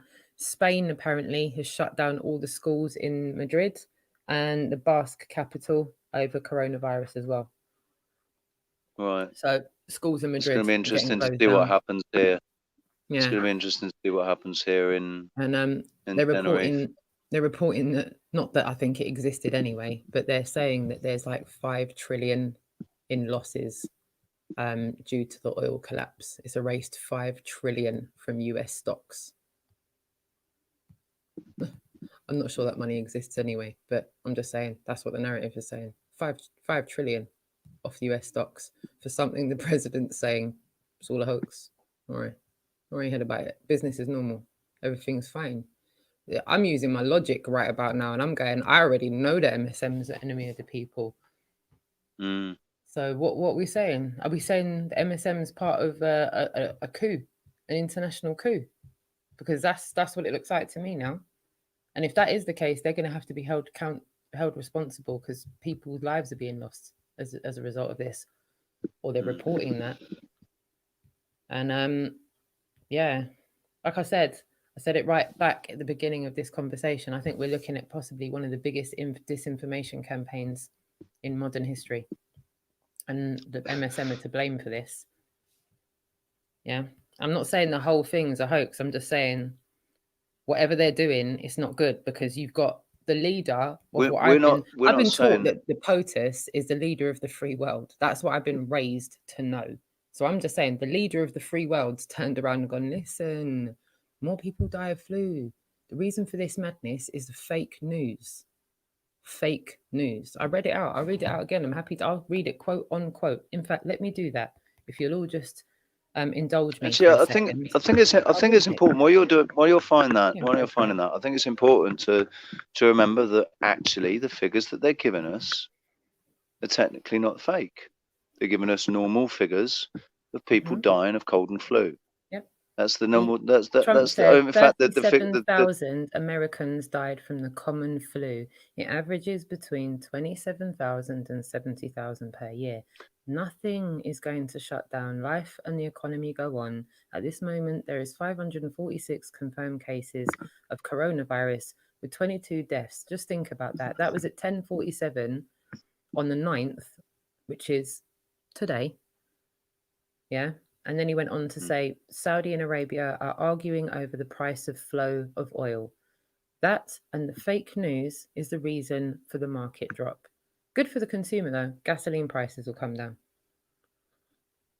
And that was all on Twitter. You can go and look at that for yourself. So we've got the leader of the free world going, nothing to see here, guys. There's really nothing. It's fake news again, guys. What's your logical thinking telling you? Trust your own thinking, guys. Please. I don't even know what to put for a multiple answer question in the chat room right now, because I don't want to be taken out of context. When using your discernment over these matters, try to remember about the international situation right now. Do you try to remember what we've just been saying about liars? I don't believe what the MSM is telling us about this, Rich. I do not believe what the MSM is telling us about this. I'm looking at what the leader of the free world is saying. He's calling it fake news. He's calling it fake news. However, what's on QMAP and Aitken is telling us that there's a silent war going on right about now, and that the overspill is being dubbed as this COVID-19 thing. So, answers on a postcard. Because all I can see that's a self-evident truth is lockdowns, borders, people running for the hills, left, right and centre, all wearing masks. And I remember Hong Kong saying, support us or be us. And now I'm seeing people wearing masks that are futile. So I don't know what they meant. So the masks are so people can stay undercover and go on the run. That's the only good that those masks are going to do for anybody. Well, the eye. It's the only good that those masks are going to do. They know that the hunters have become the hunted. So now if they're the hunted, they need to conceal their identity and mix into the crowd, you know? I feel like the cabal are fighting for their lives just now. And we are caught in the crossfire with the biggest disinformation campaign known to mankind. Or other than the globe being a lie and where we live and like who we are in our history. It's up there with those. It's up there with those. It's a Moab of all, if that is the case. So how is everyone feeling? How are you feeling today, Rich? I'm feeling absolutely fine. You know, no real blocked up nose, no aches, no pains. I mean, I was a little bit lethargic this morning, but I think that's due to lack of sleep. I do like staying up to the wee hours of the morning and sending all my friends links when I've got no business doing that and I should be asleep. Shout out to all of you that put up with me sending you crap at 4:30 in the morning. Random. Good. With that being said, TYY, Mike Doran, One Walking Life, Marcus Hull, Man Bear Pig, John Watson. Thank you all so much for being here. G Smith, Kieran Franey, Man Bear Pig Magic, and who's that? Jesse Ems, Stacey B, and Dave Mordy, and First Munch. Sorry if I'm repeating names. No One's Flower, Nora, lovely to see you there still. Amanda, and loving to see all your points of view on this as well. I'm sorry I'm not more in the chat room. I really am trying to get a hold of these controls to try and make this more succinct for you guys to watch, and it not be so all over the place. But I'm getting there. I'm getting there. I kind of know what it is I want to talk about, and I'm trying to have it formulated for you in a way that's somewhat easy to understand. Well done for you, Rich, for putting up with me as well, going all over the place with it. But there's a lot going on. There's a lot of disinformation being thrown around at the moment, and I really feel like we should be able to talk about these things like the globe lie in a socially acceptable manner. One thing I have also mentioned into the chat room is that with my government in my country perpetuating this, they keep kind of saying on the horizon, social distancing. Like I said, my kids have come home with the remit they've come home with today. And I'm going, right, chat room. I'm talking to all of you. And you, Rich. Does one think I'm going to get all the way to the first week of next month on that Sunday, and I'm still going to be able to just freely go into Speaker's Corner and talk to people? Or I'm thinking I should take advantage of the time that I've got. If nothing, transpires, fair enough. But should I be just going there in case? Because I think I should. I'm looking to go there this Sunday if I'm able to. I'm seeing the feasibility of me going there this Sunday, and if I can go this Sunday, I will go this Sunday, because like I said, they're already gearing my kids up for not being in school over the next 2 weeks. Their teachers have said, yeah, that may be a possibility at some point over the next 2 weeks. So I'm like, that doesn't really leave me that much time to get to the Speaker's Corner next time. So yeah, I think I'm definitely going to try and get there this Sunday. I've got a mic, got a camera. If anyone's within the vicinity of London and wants to come on into London and come to Speaker's Corner, I think there's a lot to be said about what's going on just now. And I think a lot of people do want to talk and speak freely about it. There was a lot of not believing in the coronavirus, but looking at the lockdowns, there was a lot of talk about that at the Speaker's Corner. So I'd pick up with them. Dave Murphy, if you're in the UK and you're available, and shout out to that ding that just went off on my phone, Levant. Yep, if I go, I'll give you a shout. And he's definitely looking to come along. Vertec, if you're watching, or this on a playback, anyone who's within proximity of London and wants to come along to Speaker's Corner, I think I'm going to revise my plan and go this Sunday and take advantage of the fact that I can still move around with some more ease within the capital. Across the country, they're reporting that this malarkey is a bit of a hotspot in London. The other day, they said there was 50 odd confirmed cases of it in London. So London seems to be a bit of a hotspot. So yeah, with that being said, give me a shout and let me know if you're up for going to Speaker's Corner. Yeah, I will. I'll message you later, Dave. I'm just waiting on a couple of people to get back to me so that I can cancel what I was due to do on Sunday to release me to do this. So yeah, I'll let you know probably before 10 o'clock tonight, and I will confirm this on the live that we do tomorrow, and then we'll gear up for this Sunday and we'll do it. If there's any questions that you've got already for some of the things that we've spoken about today, then pop those questions into the chat room. Rich, have we discussed everything you wanted to talk about today? Is there anything that we haven't spoken about that you want to shine light on? Yeah, I mean, I just want to say to everybody who's panicking about buying face masks, and anybody who's panicking about buying toilet roll or panicking about buying bloody hand sanitizer, soap exists.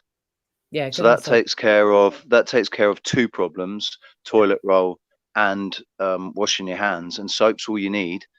And what was the first thing I said?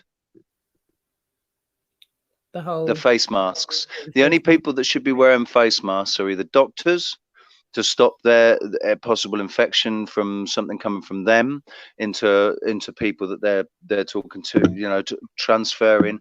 If they're in surgery, doctors that are in surgery need to wear face masks, and anybody who is actually infected with COVID-19 should wear a face mask. Anybody else, all you need to do is wash your hands. You're not going to catch, unless, all right, maybe if somebody stood right next to you and they sneeze in your face and they've got COVID-19, you might be at risk of catching it then. But how many people actually do that and sneeze right in your face? You're at risk from the transference of the stuff that when they've sneezed into their hand and they touch a surface, and then you go and touch that surface. You're not even at risk until your hand comes up near your mouth or your eyes, somewhere where it can get in through the saliva or the mucus or whatever. So these masks don't do anything. And wash your hands. Shout out to Bob in the chat room as well. He just said that I know I haven't seen it yet, so I'll take a look at that after this. Shout out to Glowbusters. Go over there. They did a thing on the coronavirus. Just going to scroll up, and to First Munch as well. Yeah, the electric scooters.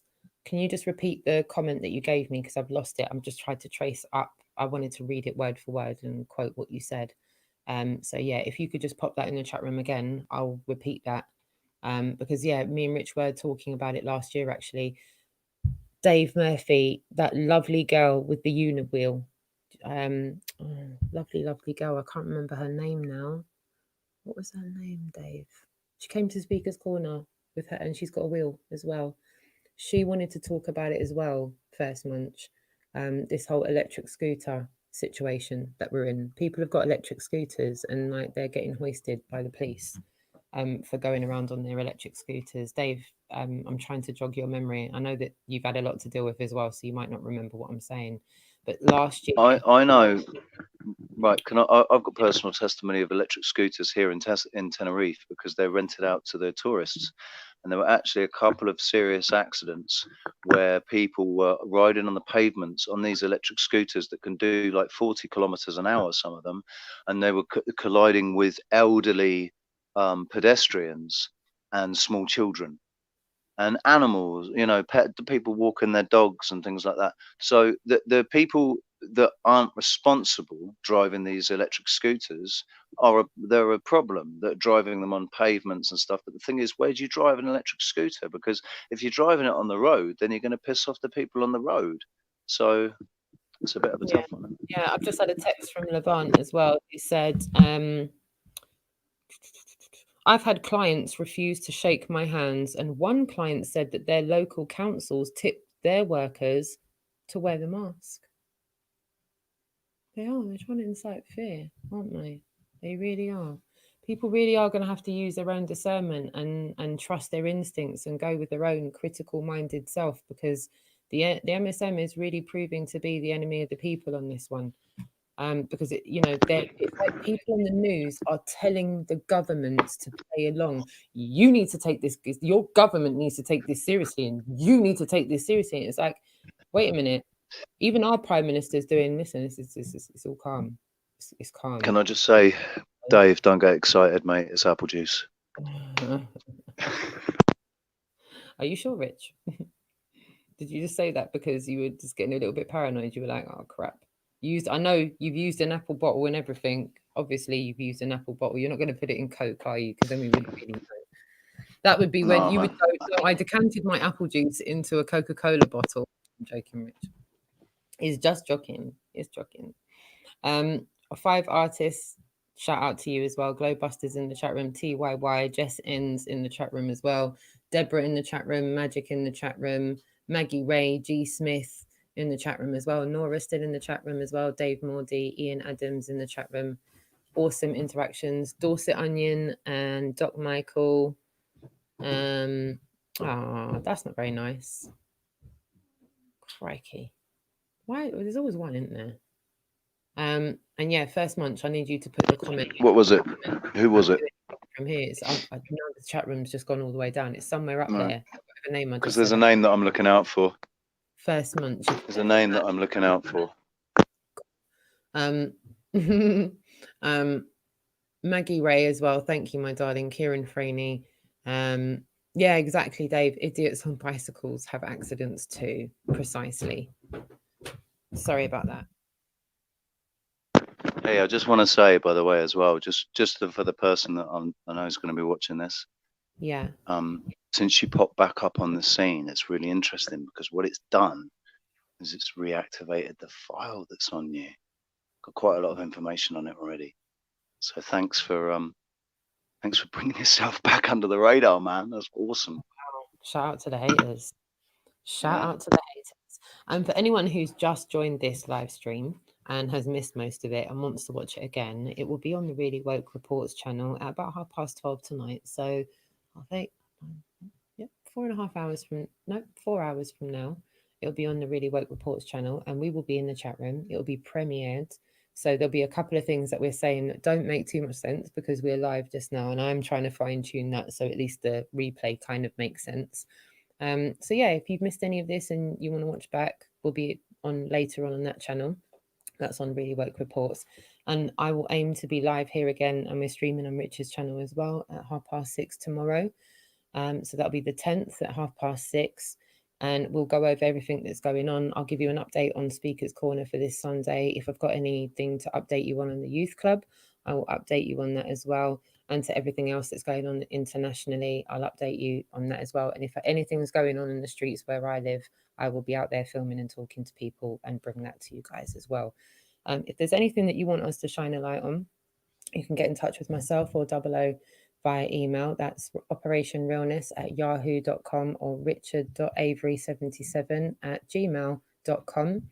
And yeah, what else have I got to say? The link for Really Woke Reports will be in the description as well. The link for the video that we just showed you from Hibbler Productions will be in the link in the description as well. And as I said, yeah, if there's anything you want us to shine a light on that we haven't already previously talked about, or if there's something that we have spoken about and you want us to talk more about it, pop it in the comment section, get in touch with us via email. Other than that, is there anything that you want to say before we go, Rich? No, just a big shout out to everyone, man. Big shout out to everybody that's turned up. Everybody in my chat room. We didn't have so many people in there, but I think people are still getting used to the fact that I'm going live again. Yeah, to everybody in your chat room, thank you very much. Even all the haters, we love you, man. We love you. That you're so fascinated and fixated on us and obsessed. Actually, obsessed. It's a good laugh, isn't it? It's beautiful. It's a good laugh. Shout out to Mike Dornan as well. Thank you so much for your nice comment as well. Lovely to see new names in the chat room. Really lovely to see that. So yeah, we'll be back tomorrow. We'll be premiering on the Really Woke Reports channel in a few hours time again with a repeat of this. And we've got a repeat of season 1 that we're gonna premiere. I've got that in the pipeline. I'm just editing what got it striked out so it doesn't get striked again. And yeah, if there's anything that you want us to shine a light on, please let us know. And until next time, it's been lovely interacting with you all.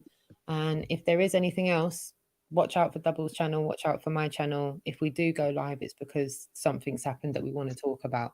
So hit the notification bell on his channel, my channel, and on Really Woke Reports. And be good, be happy, stay light, stay good. Hashtag hate less, love more. Hashtag rewrite reality. Yeah, cool. Mwah. Big hugs to you all, and we'll see you later on. Bye.